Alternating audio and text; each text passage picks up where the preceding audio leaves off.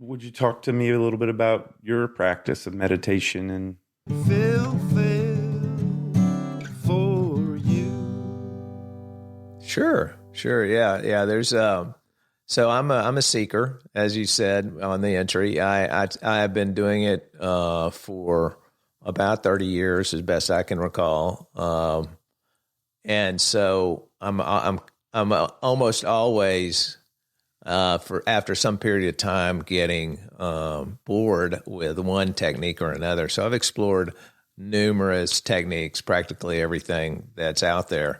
And so my current practice is an evolution. I'd like to say that practice, if anybody wants to develop a practice, the practice really needs to start as, well, what do you want to do with this practice? What are you trying to get out of this practice? Because it's kind of like exercise. You don't just exercise and feel better. You exercise to do something better with your life. I mean, old guys like me exercise so we don't break down.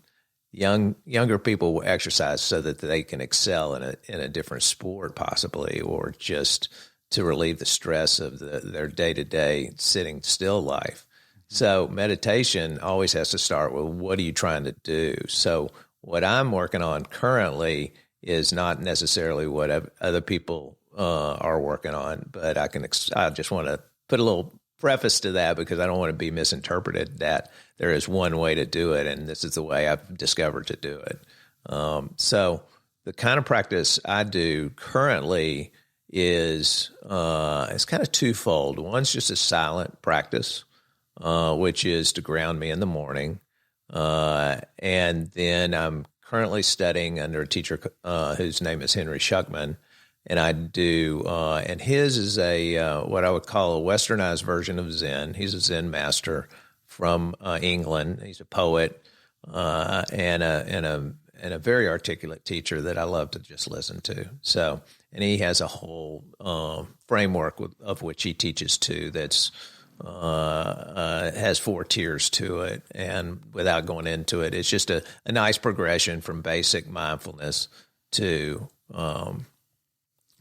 open awareness or natural awareness. So I kind of go back and forth between just basically grounding myself to open awareness practices to get a really sense of awe and wonder of the day, and to bring in the energy I want to bring into that day. That day I bring into it. So I'll just hit the pause button right there. Yeah. Part of it is mindfulness, or part of it is that stilling the mind, calming the body, that part? Mm-hmm. Yeah. And then the other part is, building awareness or some sort of awareness practice. Yeah. There's a lady that has really, I think, kind of created a framework that I understand really well, because it's fairly simple. But her name's Diana Winston, and she's a meditation teacher at this center in Los Angeles called the Mindfulness Awareness Research Center, or short for MARC, M-A-R-C, center that Dr. Dan Siegel founded about 15 or 20 years ago. He's a well-known psychotherapist, integrative. He's done a lot of work around integrating science along with all the different disciplines about the psychology of the mind. Yeah, he has the book Awareness. Yeah. He's got a ton of books on developmental psychology with kids, the whole brain child, the yes brain child. Yeah.